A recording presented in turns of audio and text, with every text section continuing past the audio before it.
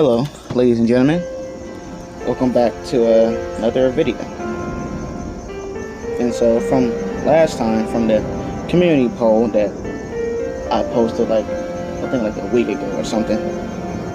But essentially, I asked, what would y'all want? And for what I saw, the poll, y'all want Deku as category over category powers, essentially. And so, yeah.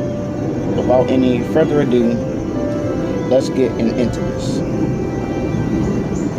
So we see Deku, who is 4 years old, who is just having the worst feeling he ever thought he could have in his how he is right now. He and his mother just returned home from the doctor's office where he just been told that he was quirkless. So to try to cheer him up, his mom made some of his favorite foods in an attempt to help him. So, he put up a fake smile and just ate his food in silence. But Inko knew her son was heartbroken, but didn't want to say anything else. She was barely holding it together as it was. She felt like she failed as a mother. So she just watched sadly as Izuku thanked her for the food with a forced smile and headed up to his room. Like he had done since he could remember. He just played the same video of his favorite number one hero, All Might, saving civilians from a burning building with a smile on his face. The sound of his room door opening forced him to turn to see his mom standing in the doorway. So Deku, he's asking, "Look, Mom, All Might saved everyone with a smile on his face." As you know, she's now seeing tears starting to glaze over his eyes.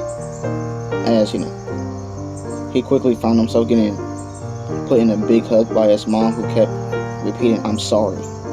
And so, with that, Deku just finally just let it out, as he just cried his heart out. He cried for so long and so hard that he never realized when he was asleep that he fell asleep. So 2 days later, Izuku was walking hand in hand with his mom to the grocery store. The word had somewhat gotten out that he was diagnosed quirkless. Those who knew the family sent him and his mom pitiful looks, as they just knew how the minority was treated in this day and age. Seeing those looks directed at them only made Izuku feel even worse. It took them about an hour, but they had bought everything to make food for the next few days.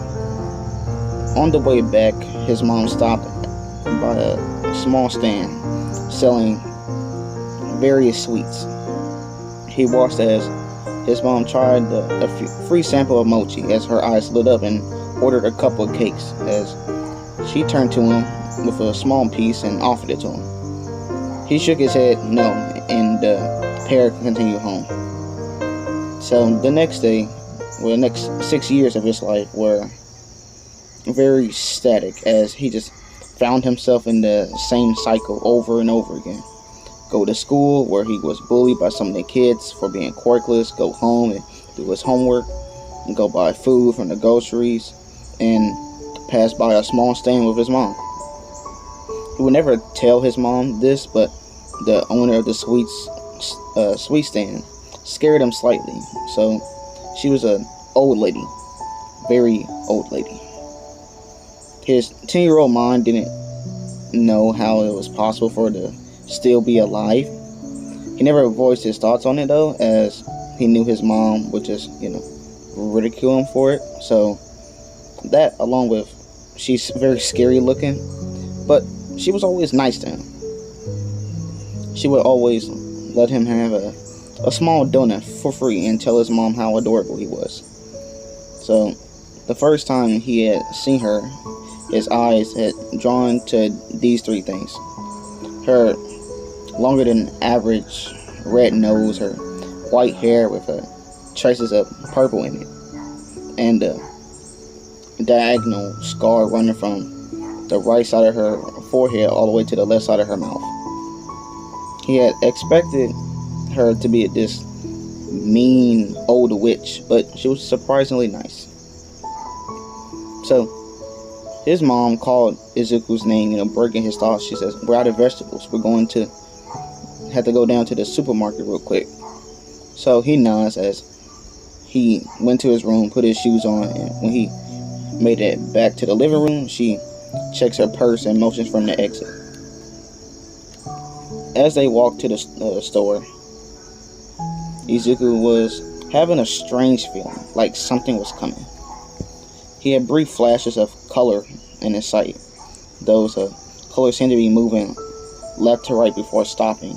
Something like it was going to happen. Moments later, he was proven right, as from the corner of him, a man in black with blades for hands ran at them. And Izuku felt the wind leave his body as the man kicked him and proceeded to take his mother hostage.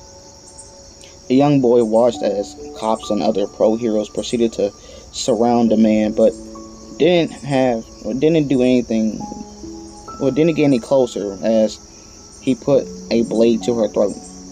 As Izuku is shouting out his mom as he's trying to get up, but only to feel his body get constricted and pulled down by some branches. "Sorry, kid, but this is too dangerous to let you get close." Kamui Woods, up and coming hero. So the man is high on some sort of drug and is completely unstable. "You don't want to risk anything to set him off even more," he explained as the cops had their guns pointed at the man. So one of the cops are shouting through the microphone, "Leave the woman alone and give yourself up. You're surrounded. Don't make this worse on yourself." The man answered by pressing the blade closer to her throat. As he just shouted, "Shut up. If you don't get out of my way, I'll kill her," he said, sounding crazy, as the cops stood still, not wanting to risk him following through of his threats, but kept their guns pointed at him. Suddenly, everyone noticed as his blade began to shrink in size rapidly. "Shit," he yelled, realizing that the drug effect is running out. "If I'm going to be put away, I might as well make it worth it," he yelled before stabbing Inko in the lower back. As soon as she, released a scream of pain, the cops opened fire on the man, and Kamui Woods dashed down to subdue him on the off chance that he would survive. So Izuku watched as a small pool of blood began to grew around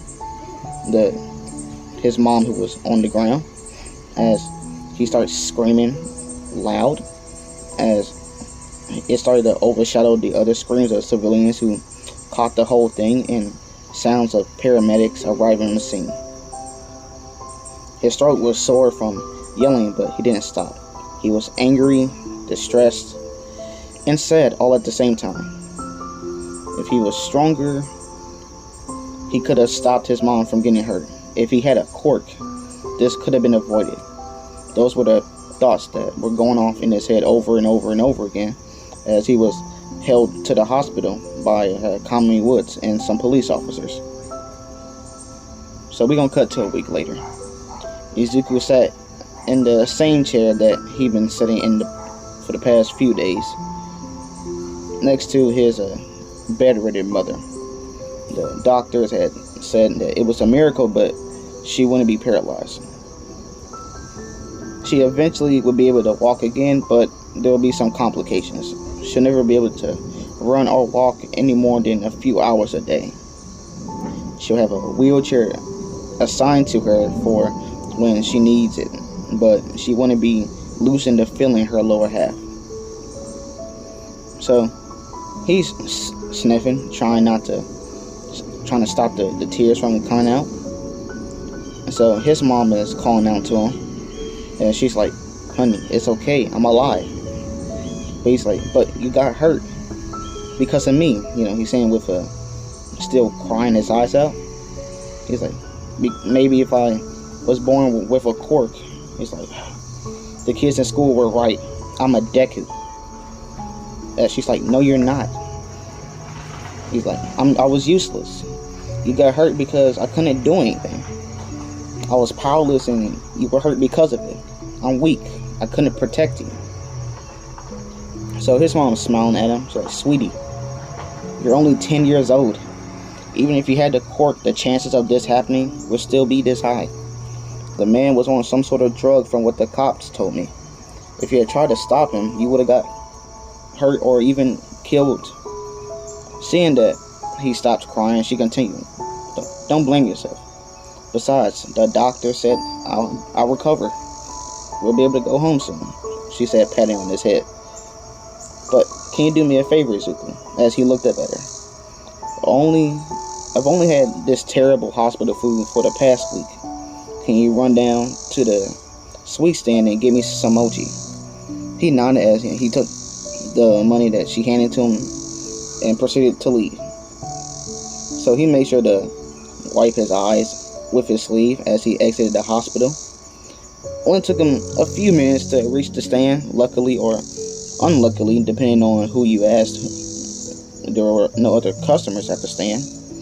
The only person was the owner. Good afternoon, he greeted her. She might have scared him, but he was still polite. The old woman looked down with a small smile. Oh, hello. Buying sweets for your mom, Mochi? She asked as she recognized him. He didn't answer verbally, but he just nodded. Excuse me for a moment, and I'll get your order. She told him before walking deeper into the building that the stand was extruding from. In a few minutes, the woman came back holding 2 baskets in her hand. One was filled to the brim with mochi and the other sweets, while the other he couldn't see anything in. How much would this be? He asked, hoping he grabbed enough money. It's on the house. Consider it a get to well soon gift to your mother. I heard about what happened in the other week, and I'm sorry, young one. As she gave her condolences, the memory of what happened came back full force as he looked down, taking deep breaths, not wanting to make a scene in front of the old woman. Are you alright? She asked in a grandmotherly tone. He nodded but still didn't look up. You blame yourself, don't you? As his head snapped up, surprised look in his eye. You believe your mom got hurt because of you, didn't you? He's like, wait, how did you know that? As he's like wiping his nose with his sleeve. The look in your eyes when I saw you reminded me of my late brother, she told him. She pointed to the scar on her face. See this? I got this when I was a little girl. A bully got mad that my brother beat him up, and in retaliation, he cut my face. My older brother blamed himself and thought it was his fault, as she said with a smile at the end. She looked up at the sky, with a wistful look on her face as she took a trip down memory lane. From that day on, he vowed to never be weak again, to be able to protect his family, she finished. Izuku could see the similarities between the woman's brother and himself from how she described him. Everything he was feeling was exactly as she said, just like her brother.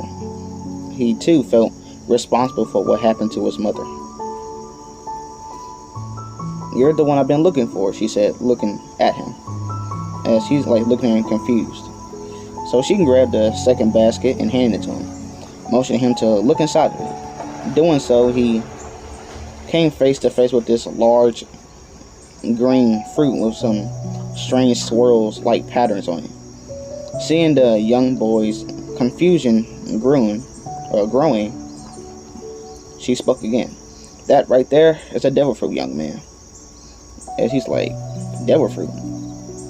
Never heard such a thing before.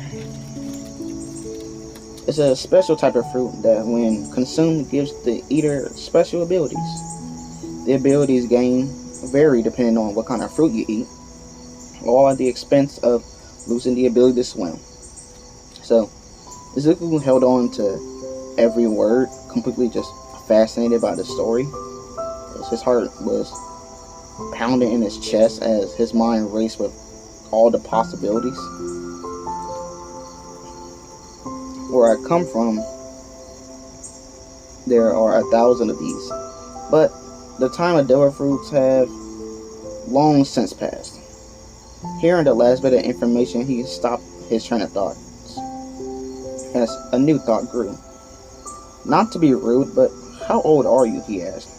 And the woman stopped and grabbed her chin, closed her eyes in concentration. I forgot, she said, laughing in amusement, but after that, he's like, now, where was I? Oh yes, this was my dear brother's devil fruit, the Moji Mochi no Mi. It grants him the ability to create, control, and transform himself into mochi. At first, it might sound lame or even useless, but with this, he became one of the most feared men I've ever knew, and strongest men I ever knew. So strong that said that his back has never touched the floor on the battlefield.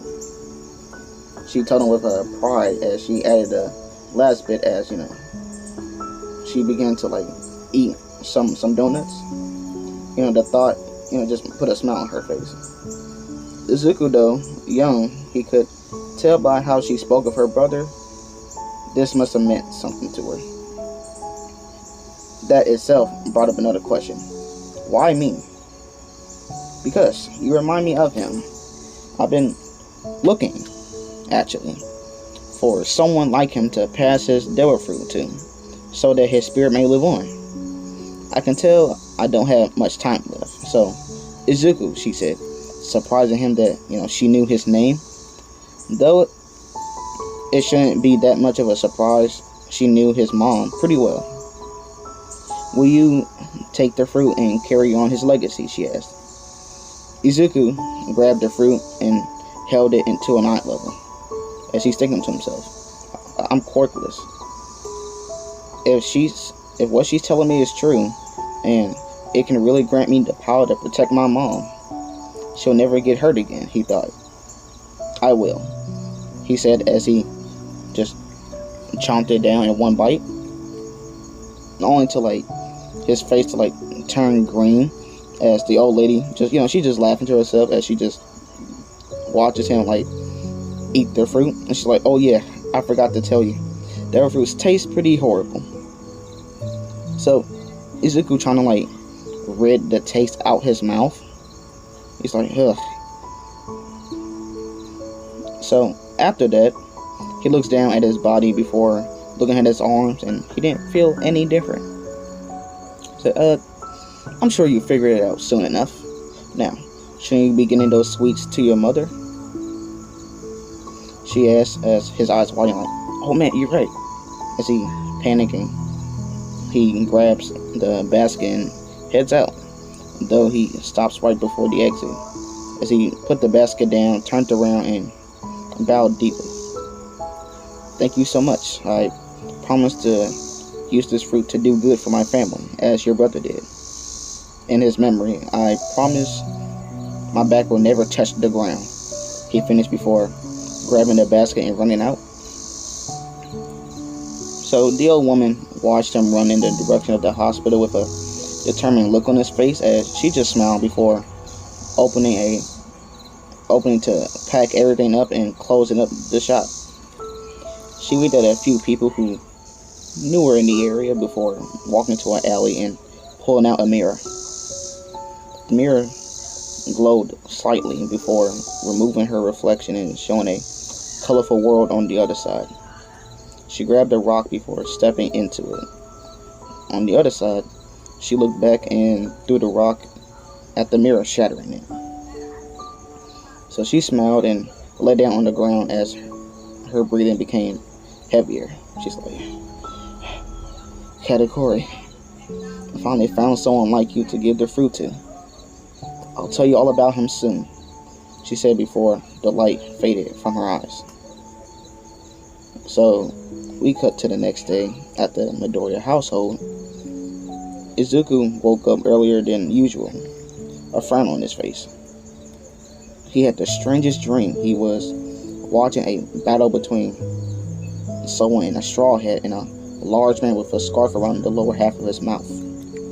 The strange thing was the abilities of the larger man was oddly familiar.